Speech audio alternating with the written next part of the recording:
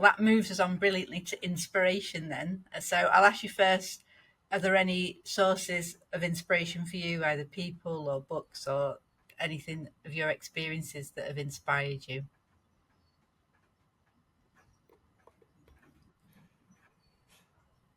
I think my inspiration at the moment is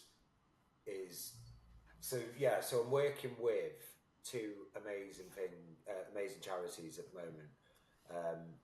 For the last 16-18 months, I've been working with NICOA, which is the National Organisation of Children of Alcoholics, um, and what they do and what they provide, um, with hardly any funding, is amazing, and it's very passionate to me. And I'm actually volunteering for them. I'm going to do a couple of days volunteering for them next week in London, and I think it's so poignant to me because of what my son went through with me, but I also know what all children probably go through.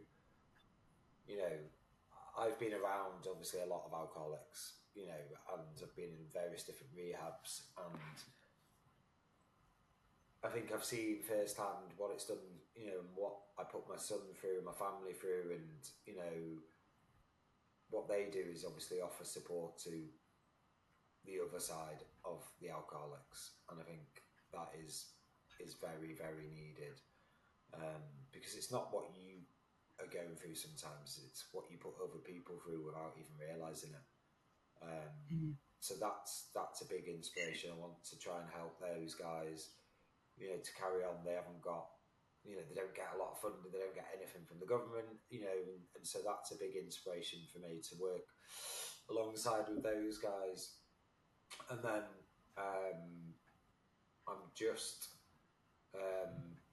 we're partnering up with Ripple, which is Alice Hendy's suicide prevention software that she built herself after her brother passed away, after her brother committed suicide a few years ago. And again, I just think she's designed something, and she's got an MBE for it. But again, it's a charity. Again, she gives it away to all schools and all, local things, for nothing. And I think it's just inspirational that working alongside other people who are trying to help other people, um, and that's what inspires me. Seeing other people doing good things and wanting to try and help, and to do good things. Really, do good things. I think I know I've done a lot of things that I'm not proud of in my life. And I've probably done. I accept I've done a lot of bad things at times. Where I can't remember. I can't remember some of the stuff. So I can't. Yeah. I'm no angel, and I know that. Um, and I think I almost look at it as I've got a second chance. I describe it as I went upstairs, and whoever I met upstairs turned around and went, "You ain't coming in yet. You're going back down there, and you've got another purpose. You've got a purpose meant for you." And now I believe my purpose is to try and help other people. Um, Mm. and that's where my Yeah. inspiration comes from.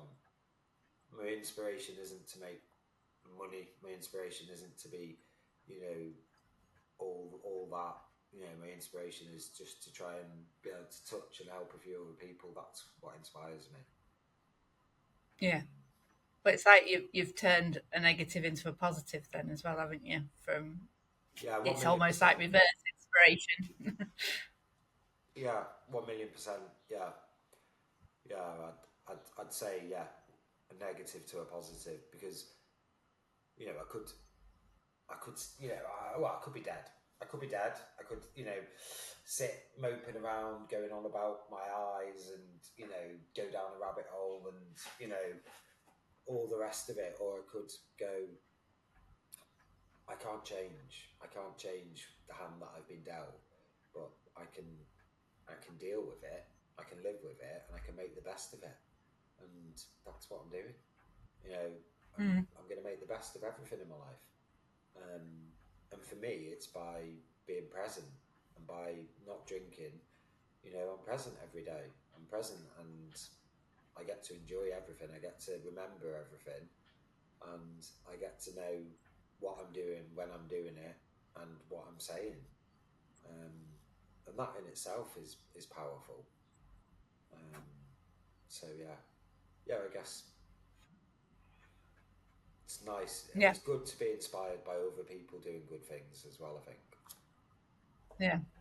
So how would you like to inspire other people with your story? Because I think it is very inspirational. But is there one sort of core theme that if you could plant a seed in everybody's head, what do you think that would be? I think I think it's being brave enough to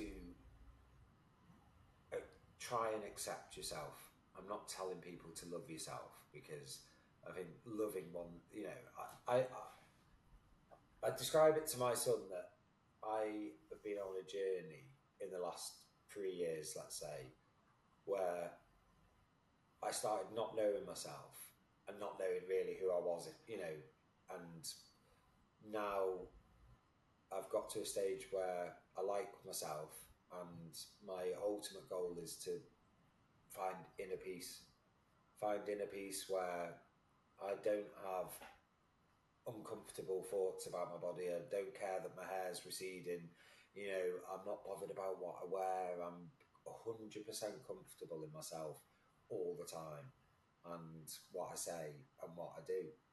And just like Kung Fu Panda, I describe it as I'm searching for that inner peace, where I'm just comfortable in my own skin. And I think the more that we can all begin to be our authentic self, and not try and be somebody that you think somebody else wants, or somebody that you think somebody else needs, or you know the more that we can stop deciding in our heads what other people are thinking, or judging ourselves all the time. It's like, almost be kind to yourself, and start actually thinking about what it is that you need, I need, what is important to me. um, and it's a starting point. It's a starting point, I think. I don't know if I Mm. waffled then. No, I like that. But just a thought that's come to me. Would you've obviously been on a very reflective journey. Would you say, looking back now, before everything that happened with your eyesight, that you were happy and content and you were living your authentic life? No, Or no, can you look back not now and not go, not actually, no, I wasn't? not at all. Not at all. I'll be honest. I think I used to live a life that I thought other people expected. I used to live a life that I tried to make everyone else happy, because I never liked myself deep down inside. I used to, yeah, I didn't even know who I was. I didn't even know Mm. what I liked. I didn't even know who Alex really was. I just used to put blocks on blocks on blocks, to try and fix everybody else, to try and look after everyone else, to try and make everyone else happy, to try and make myself happy. I was totally lost. I was totally lost. Mm. Um, and I hold my hands up, and I'll tell anybody that. I'll be honest and say, yeah, I was totally lost. I didn't have a clue. And to the outside world, I probably looked like I had everything and was, in a great situation, Yeah, to the outside world. But it just shows that you never know. It's about what's going on inside, and it's about what how you feel. It's not about anybody else. So yeah, you're right though. It's been a very reflective journey. It's been an yeah, incredibly powerful journey, and I still reflect every day. I still take a time to myself each day, just to think, have I dealt with things as well as I could have done? Have I been a bit shitty with anybody? Do I need to just, you know, you know, say sorry if I'm funny? make Because friends. Yeah, but I'll accept that as well. I'll accept. Yes, I still get angry. Yes, I still get cross. Yes, I have every single emotion, and that I've probably gone from not being closed off to all of my emotions to actually having every single emotion these days. Um, Yeah. and the people say the good thing about recovery is that you get your emotions back, and but they also say the bad thing about recovery is you get your emotions back. Yeah, that's very true.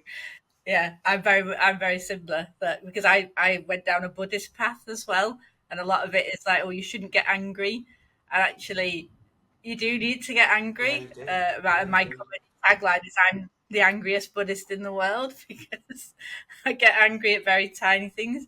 But I think it is that you do have to sort of face your feelings a lot more because normally you would take a drink Yeah, to blot out that feeling, ex- wouldn't you? exactly. And it's okay. It's okay to get angry. It's okay. I always say it's okay to have all these feelings, and I can't choose about how or when I have these feelings. The only choice I've got is what I choose to do with that feeling. So Yeah. if I get really angry, I've got a choice whether I go and punch somebody, hit somebody over the head, or whether I choose to go outside and go, or whatever, however I want to deal with it. Scream into a pillow, Yeah, whatever yeah, it but is. Yeah. however I want to deal with it, that's my choice. Yeah. I still make that choice as to how I want to deal with it.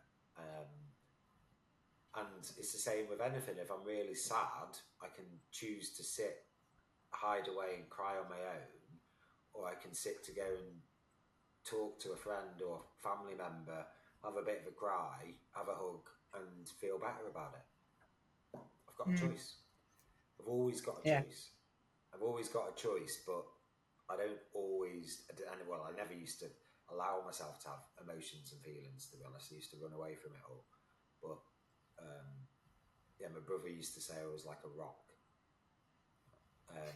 In terms of emotions, I was like a rock. Mm.